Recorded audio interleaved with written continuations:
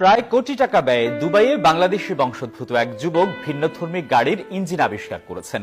বিশ্বের যে কোনো প্রান্তেই তার আবিষ্কৃত ইঞ্জিন কোন গাড়িতে থাকলে তিনি বলে দিতে পারবেন সমস্যা ও তার সমাধান। মূলত কোনো ত্রুটি নিয়ে মালিকদের যেন গাড়ির কোম্পানিতে আসতে না হয়, সেই চিন্তাধারা থেকেই তার এমন উদ্ভাবনী চিন্তা শুরু। দুবাইয়ে ভিন্নধর্মী এক আবিষ্কার করে রীতিমতো তাক লাগিয়ে দিয়েছেন বাংলাদেশি বংশোদ্ভূত যুবক সরওয়ার। আশ্চর্যজনক আবিষ্কৃত ইঞ্জিনে খরচ পড়েছে প্রায় কোটি টাকা।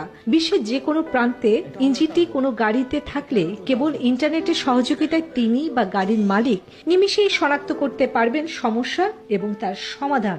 ফলে যে কেউ নিজে গ্যারেজে গিয়ে হয়রানি ছাড়া সমাধান করতে পারবে গাড়ির সমস্যা। ডেলিভারি দেওয়ার পরে গাড়িটা হ্যান্ডিং এ চলে গেছে, রেসে চলে গেছে, কোথায় চলে গেলাম, কেমন ওইখানে কিছু সমস্যা থাকলে ওইখানের মেকানিক আর কিছু কি ইলেকট্রিশিয়ানের দরকার হবে না। মূলত গাড়ির ত্রুটি নিয়ে কোম্পানিতে আসার সময়টুকু বাঁচানোর জন্যই তার এমন উদ্ভাবনী চিন্তা বলে জানান। LS7 এর নতুন ইঞ্জিন ক্রয় করেছিলেন কোম্পানি থেকে, যার হর্স পাওয়ার ছিল 500।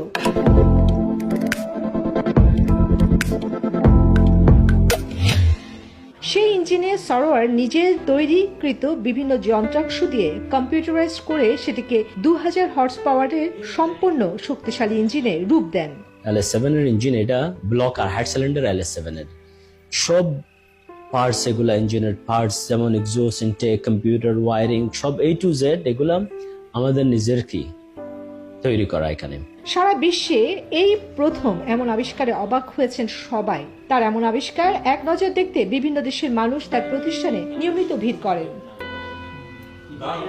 ভিন্নধর্মী এমন আবিষ্কারে তিনি আবুধাবিতে বেস্ট অব ডিসপ্লে ক্রিয়েটর এবং দুবাই কাস্টম শোতে best of custom show award পেয়ে দেশের জন্য সম্মান বয়ে এনেছেন। 1997 থেকে সরওয়ার তৈরিকৃত ইঞ্জিনের গাড়ি দুবাই ছাড়াও বিভিন্ন দেশের আন্তর্জাতিক কার রেসিং প্রতিযোগিতায় অংশগ্রহণ করে আসছে। এখানে দেখবেন আমার অফিসের মাধ্যমে না হলে I think more than 100 trophy আমার কাছে কি আছে। আগামীতে এই ইঞ্জিন হর্স পাওয়ার 2000 থেকে বাড়িয়ে তিনি 3500 করে আরো শক্তিশালী করবেন। এইভাবে বিভিন্ন রেসিং কার সহ বিলাসবহুল গাড়িতে এই প্রযুক্তি একসময় সবাই ব্যবহার করবে, এটাই তার প্রত্যাশা। চন্দ্রানী চন্দ্রা, নিউজ 24।